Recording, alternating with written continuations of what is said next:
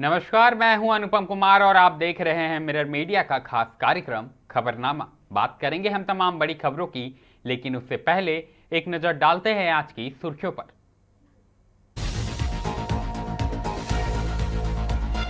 धनबाद के महुदा में रहस्यमय हादसा, युवती घायल, युवक की मौत, जांच में जुटी पुलिस।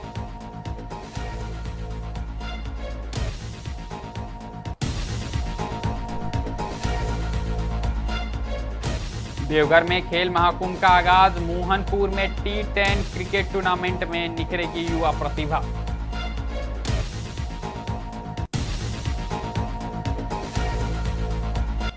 रोहित सैर रॉय बने झारखंड के नए महाधिवक्ता, राजीव रंजन का इस्तीफा स्वीकार।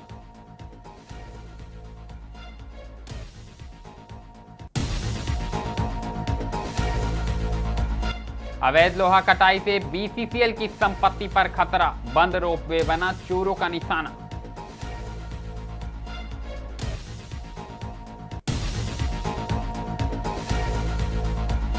भारतीय सेना ने मिटाया ब्रिटिश काल के निशान, यूनिफॉर्म और परंपराओं में बड़ा बदलाव।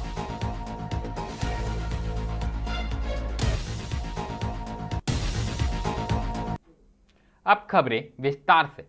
सबसे पहले बात हम करेंगे धनबाद की। आपको बता दें कि जिले के तोपचाची थाना क्षेत्र अंतर्गत कोठालडी गांव की रहने वाली 22 वर्षीय सरस्वती कुमारी एक रहस्यमय हादसे में गंभीर रूप से घायल हो गई है, जबकि उसके साथ मौजूद युवक श्रीकांत कुमार की मौत हो गई है। बता दें कि घटना के बाद पूरे इलाके में चर्चा का माहौल है और पुलिस मामले की गहन जांच में जुट गई है। जानकारी के अनुसार सरस्वती कुमारी रविवार की देर शाम अपने परिचित श्रीकांत कुमार के साथ बिना किसी को बताए घर से निकल गई थी। परिजनों के मुताबिक दोनों महुदा क्षेत्र पहुंचे थे, जहां किसी अज्ञात परिस्थिति में हादसे का शिकार हो गए। घटना की सूचना मिलने पर रेलवे कर्मियों और पुलिस की मदद से घायल सरस्वती को इलाज के लिए SNMMCH में भर्ती कराया गया है। वहीं अस्पताल के चिकित्सकों ने बताया कि सरस्वती के दोनों पैरों में गंभीर फ्रैक्चर हुआ है। फिलहाल उसका इलाज चल रहा है और उसकी स्थिति पर चिकित्सकों की निगरानी बनी हुई है। बता दें कि घटना में घायल हुए श्रीकांत कुमार की मौके पर ही मौत हो चुकी है। मीडिया से बातचीत में सरस्वती के पिता ने बताया कि उन्हें अस्पताल से फोन कर सूचना दी कि उनकी बेटी घायल अवस्था में भर्ती है।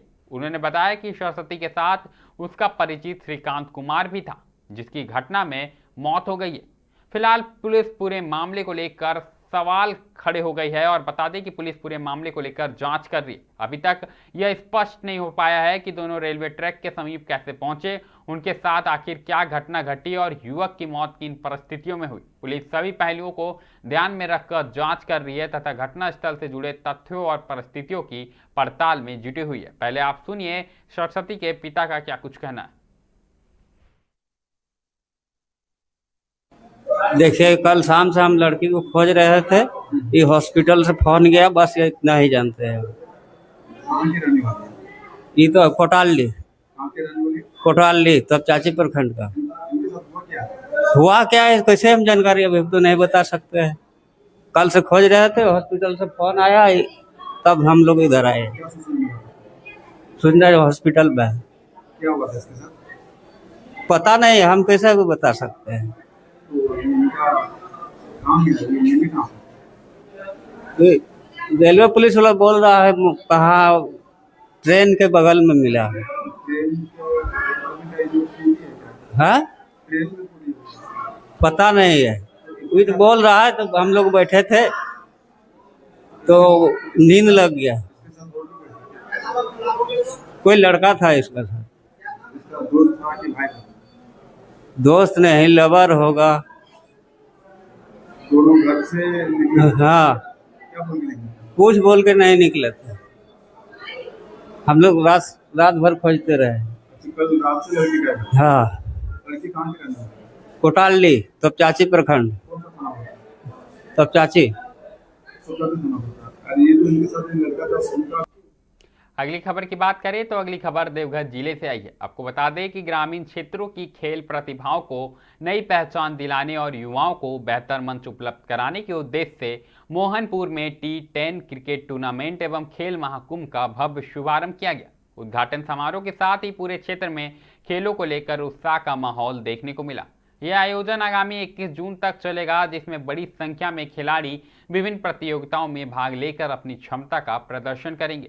साफ तौर पर उद्घाटन अवसर पर खिलाड़ियों, खेल प्रेमियों और स्थानीय लोगों की भारी उपस्थिति रही। मैदान में जोश, उत्साह और स्वस्थ प्रतिस्पर्धा का माहौल देखने को मिला। अतिथियों ने खिलाड़ियों का परिचय प्राप्त कर उनका उत्साहवर्धन किया तथा खेल भावना के साथ बेहतर प्रदर्शन करने की शुभकामनाएं दी। आयोजन समिति के सदस्यों ने बताया कि खेल महाकुंभ का उद्देश्य गांव और प्रखंड स्तर की छिपी हुई प्रतिभाओं को आगे लाना है। प्रतियोगिता में उत्कृष्ट प्रदर्शन करने वाले खिलाड़ियों को जिला स्तरीय प्रतियोगिता में भाग लेने का अवसर मिलेगा। वहीं जिला स्तर पर बेहतर प्रदर्शन करने वाले खिलाड़ी राज्य स्तर पर अपनी प्रतिभा का प्रदर्शन करेंगे। जो नज़ारा है वो बहुत ही खूबसूरत है। ये जस्ट मैंने बोला भी था कि शायद ही देवर में कोई स्टेडियम ऐसा होगा कि इस टाइप का नज़ारा आपको देखने को मिलेगा। और मैच कराना, सारा कुछ अरेंजमेंट करना बहुत बड़ी बात होती है। और भोला जी और उनकी टीम जो इस चीज़ को ऑर्गेनाइज़ किए हैं, उनको बहुत बहुत धन्यवाद। जिससे काफ़ी बच्चे उत्साहित होंगे, अच्छे प्लेयर्स खेल पाएंगे और माहौल भी बहुत अच्छा है। क्या लगता है सर, चूँकि संथाल बहुल क्षेत्र है और इस तरह का आयोजन जो है देवघर जिले में भी होता आया है, अब यहाँ भी हो रहा है, कैसे देखते हैं सर इसको?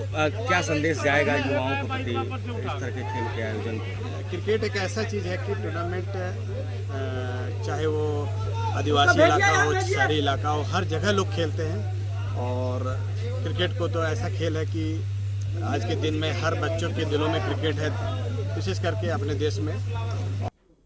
अगली खबर की बात करें तो अगली खबर कहीं ना कहीं झारखंड सरकार के प्रशासनिक बदलाव से जुड़ी हुई है। आपको बता दें कि झारखंड सरकार ने एक महत्वपूर्ण प्रशासनिक निर्णय लेते हुए राज्य के महाधिवक्ता यानी एडवोकेट जनरल पद पर नई नियुक्ति की घोषणा की है। सरकार ने निवर्तमान महाधिवक्ता राजीव रंजन का इस्तीफा स्वीकार कर लिया है और वरिष्ठ अधिवक्ता रोहित शय रॉय को राज्य का नया महाधिवक्ता नियुक्त किया है।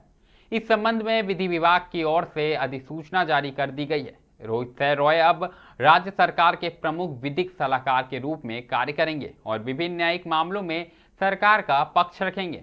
बता दें कि उनकी नियुक्ति को राज्य की न्यायिक और प्रशासनिक व्यवस्था के लिए महत्वपूर्ण माना जा रहा है। रोहित शय रॉय लंबे समय से विधि क्षेत्र में सक्रिय रहे हैं और संवैधानिक तथा प्रशासनिक मामलों में उनकी गहरी समझ मानी जाती है।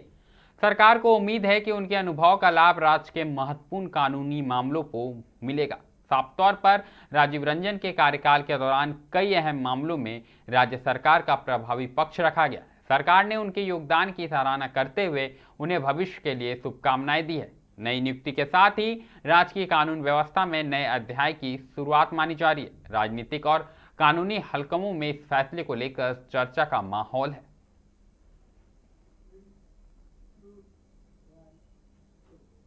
बात एक बार फिर धनबाद की करेंगे। आपको बता दें कि झरिया क्षेत्र में बीसीसीएल के बंद पड़े करोड़ों रुपए मूल्य के रोपवे अब असामाजिक तत्वों के निशाने पर आ गए हैं। दरअसल विभिन्न इलाकों में रोपवे के लोहे की अवैध कटाई लगातार सामने आ रही है, जिससे सरकारी संपत्ति को भारी नुकसान पहुंच रहा है। स्थानीय लोगों का आरोप है कि लंबे समय से यह अवैध कारोबार खुले तौर पर जारी है, लेकिन इसे रोकने के लिए अब तक प्रभावी कदम नहीं उठाया गया। ग्रामीणों का कहना है कि कई बार अवैध कटाई का विरोध करने पर कथित चोरों और स्थानीय लोगों के बीच विवाद की स्थिति उत्पन्न हो जाती है। इसके बावजूद पुलिस प्रशासन और बीसीसीएल प्रबंधन की ओर से अपेक्षित कार्रवाई नहीं होने से लोगों में लगातार नाराजगी भी बढ़ती जा रही है। साफ तौर पर बता दें कि ताजा मामला भौरा ओपी क्षेत्र के जहानटाड़ का है। सोमवार को ग्रामीणों ने कथित रूप से काटकर जमा किए गए बीसीसीएल के लोहे का बड़ा जखीरा बरामद किया। इसके बाद स्थानीय लोगों ने तत्काल पुलिस प्रशासन को इसकी सूचना दी। बता दें कि ग्रामीणों का यह भी आरोप है कि सूचना देने के घंटों बाद पुलिस मौके पर नहीं पहुंची और बरामद लोहे को जब्त करने की कोई कार्रवाई नहीं की गई। स्थानीय निवासी खेमलाल ने बताया कि क्षेत्र में बंद पड़ी औद्योगिक संरचनाओं और रोपवे की अवैध कटाई लंबे समय से जारी है। उन्होंने कहा कि ग्रामीणों ने अपनी जिम्मेदारी निभाते हुए बरामद लोहे को सुरक्षित रखा है और प्रशासन को जानकारी दे दी है। अब आगे की कार्रवाई प्रशासन को ही करना है। आप भी सुने क्या कुछ कहना है ग्रामीणों का। जोहार, ये भौरा ओपी क्षेत्र है। भौरा ओपी क्षेत्र में एक गांव पड़ता है जहांटाड़ बस्ती, जहां बीसीसीएल का कोलियोरी क्षेत्र है, भौरा कोलियोरी क्षेत्र। तो यहाँ बीसीसीएल का बहुत सारा कोयला माने जो पुराने जो कंपनी लोग चलाए थे वो मैंने चलाने के बाद यहाँ रह गया था, जिसको BCCL नेशनलाइजेशन के बाद वो पूरी तरह से BCCL कंपनी के मैंने अंडर में आ गया। लेकिन आज सुबह के समय करीब 4-5 बजे यहाँ 25 लाख का लोहा चोरी हो रहा था, जिसमें आप देख सकते हैं कि भारी मात्रा में जो रस्सा है, लोहा है, कटिंग करके रखा हुआ है। तो हम लोगों ने आकर के जब्त किया। उसके बाद मैंने DSP को फ़ोन किया, DSP साहब ने थाना प्रभारी को बोला, फिर मैंने SSP को फ़ोन किया, SSP साहब ने थाना प्रभारी को बोला, फिर मैंने कंट्रोल रूम रांची, दिल्ली सब जगह कॉल किए। और कॉल करने के बाद अभी तक इस मामले में थाना प्रभारी द्वारा संज्ञान नहीं लिया गया है। थाना प्रभारी सिविल ड्रेस में सुबह में आए थे और आ करके सब ग्रामीणों को धमकी दे करके गए हैं और एक ग्रामीण से उनका बहसा बहसी झगड़ा हो गया था। वो बोले हैं कि पटक के मारेंगे तुम लोग को, बहुत ज़्यादा हीरो बनता है, सारा लोहा चोरी का केस तुम लोग के ऊपर डाल देंगे और देखते हैं तुम लोग को कौन बचा। हम लोग का जान को अगर किसी तरह का कोई खतरा होता है या हम लोग को झूठा केस में फंसाया जाता है तो इसका जिम्मेवार भोरा OP प्रभारी। बात करेंगे भारतीय सेना को लेकर। आपको बता दें कि भारतीय सेना ने अपने परंपराओं और वेशभूषा में बड़ा बदलाव करते हुए ब्रिटिश शासनकाल की कई पुरानी निशानियों को समाप्त कर दिया है। दरअसल सेना द्वारा किए गए इस बदलाव का उद्देश्य सैन्य परंपराओं को भारतीय सांस्कृतिक और स्वदेशी मूल्यों के अनुरूप ढालना बताया गया है। नए निर्देशों के तहत अब सैन्य परेड और औपचारिक समारोह में रिवेन्यूइंग अफसर तलवार लेकर नहीं चलेंगे। यह परंपरा ब्रिटिश काल से चली आ रही थी, जिसे अब समाप्त कर दिया गया। बता दें कि इसके अलावा सेना की औपचारिक पोशाक में पहली बार बंदी जैकेट को शामिल किया गया है। यह भारतीय परिधान शैली से प्रेरित है और देश की सांस्कृतिक पहचान को दर्शाता है। सेना के अधिकारियों के अनुसार हाल के वर्षों में सशस्त्र बलों में कई सुधार किए गए हैं, जिनका उद्देश्य औपनिवेशिक विरासत के प्रतीकों को हटाकर भारतीय सैन्य परंपराओं को मजबूत करना है। इससे पहले भी विभिन्न सैन्य प्रतिष्ठानों, समारोह और नियमों में बदलाव किए जा चुके हैं। बता दें कि रक्षा विशेषज्ञों का मानना है कि यह कदम भारतीय सेना की आधुनिक और आत्मनिर्भर पहचान को और मजबूत करेगा। साथ ही जवानों और अधिकारियों के बीच भारतीय संस्कृति के प्रति गर्व की भावना को बढ़ावा मिलेगा।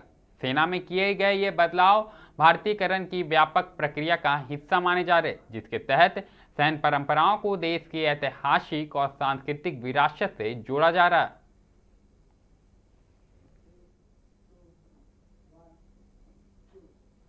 रुक करेंगे हम अब पश्चिम बंगाल का। आपको बता दें कि दुर्गापुर फरीदपुर प्रखंड के गौर बाजार गांव में रविवार देर रात 10 चक्का डंपर चालक की लापरवाही से बड़ा हादसा होते होते टल गया। दरअसल डंपर के हाइड्रोलिक सिस्टम का हिस्सा ऊपर उठा होने के कारण वह सड़क किनारे गुजर रही बिजली की तारों से टकरा रहा है, जिससे कई बिजली की खंभों और तार क्षतिग्रस्त हो गए। घटना के बाद पूरे इलाके की बिजली आपूर्ति बाधित हो गई और भीषण गर्मी के बीच ग्रामीणों को भारी परेशानियों का सामना करना पड़ा।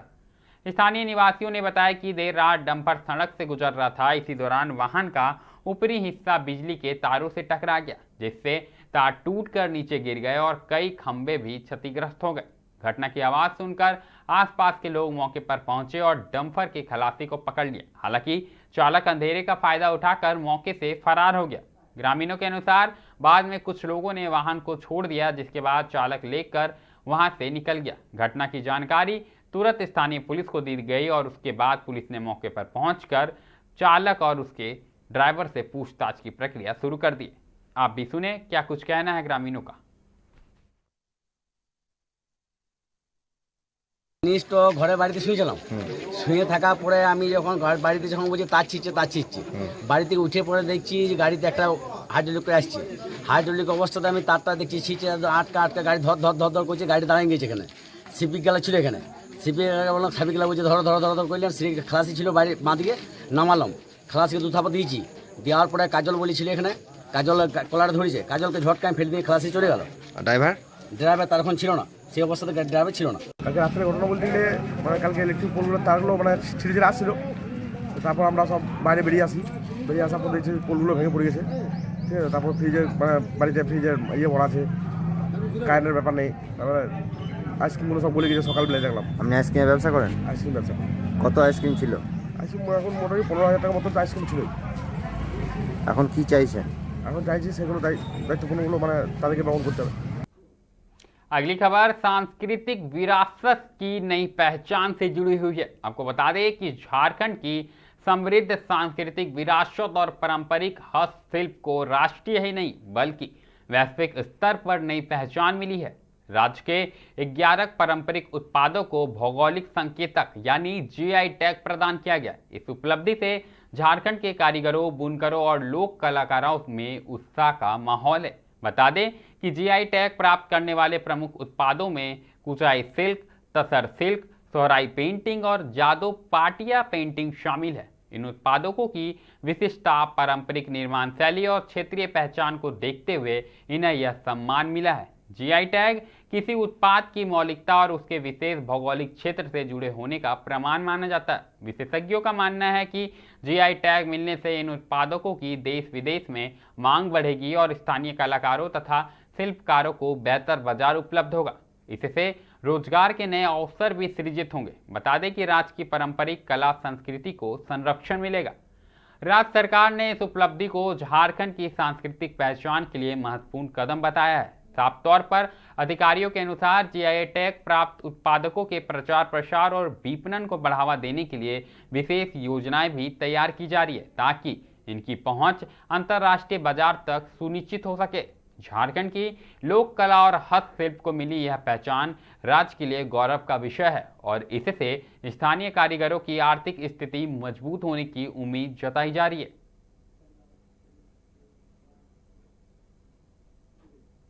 बात करेंगे मौसम की। आपको बता दें कि झारखंड में दक्षिण पश्चिम मानसून ने समय पर दस्तक दे दी है, जिससे भीषण गर्मी से जूझ रहे लोगों को बड़ी राहत मिली है। मानसून के सक्रिय होने के बाद राज्य के विभिन्न जिलों में लगातार बारिश दर्ज की जा रही है, जिसके कारण तापमान में 8 से 10 डिग्री सेल्सियस तक की गिरावट आई है। मौसम के बदले मिजाज से वातावरण सुहाना हो गया है और किसानों के बीच भी उत्साह का माहौल है।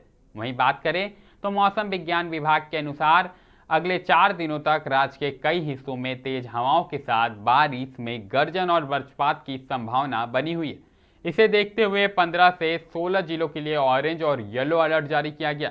मौसम वैज्ञानिकों ने बताया कि कुछ क्षेत्रों में 40 से 50 किलोमीटर प्रति घंटे की रफ्तार से तेज हवाएं चल सकती हैं, जबकि कहीं कहीं भारी वर्षा होने की भी संभावनाएं हैं। इधर बात करें तो मौसम विभाग ने लोगों से खराब मौसम के दौरान खुले मैदान, पेड़ के नीचे और बिजली के खंभों के पास जाने से बचने की अपील की है। साफ तौर पर किसानों को भी खेती में काम करते समय विशेष सतर्कता बरतने की सलाह दी गई है। प्रशासन ने जिला स्तर पर आपदा प्रबंधन टीमों को अलर्ट मोड पर रहने के निर्देश दिए हैं। विशेषज्ञों का साफ तौर पर मानना है कि मानसून की यह शुरुआती बारिश खरीफ फसलों की बुआई के लिए लाभदायक साबित होगी। हालांकि लगातार वज्रपात और तेज आंधी की आशंका को देखते हुए लोगों को मौसम विभाग द्वारा जारी निर्देशों का पालन करने की सलाह दी गई है।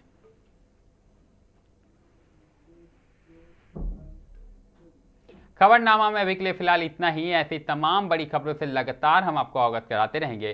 कहीं मत जाइएगा, बने रहें मिरर मीडिया के साथ।